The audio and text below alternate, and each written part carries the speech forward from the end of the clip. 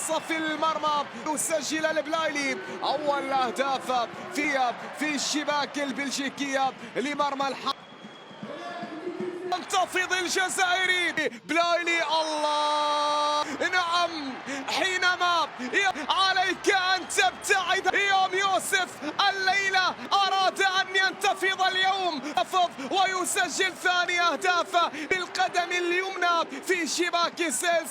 الهدف الثالث لمصلحة فريق 6 دقائق أجاكسيو تمكن هو الآن يفعلها يوسف البلايلي في مرتين من علامة الجزاء.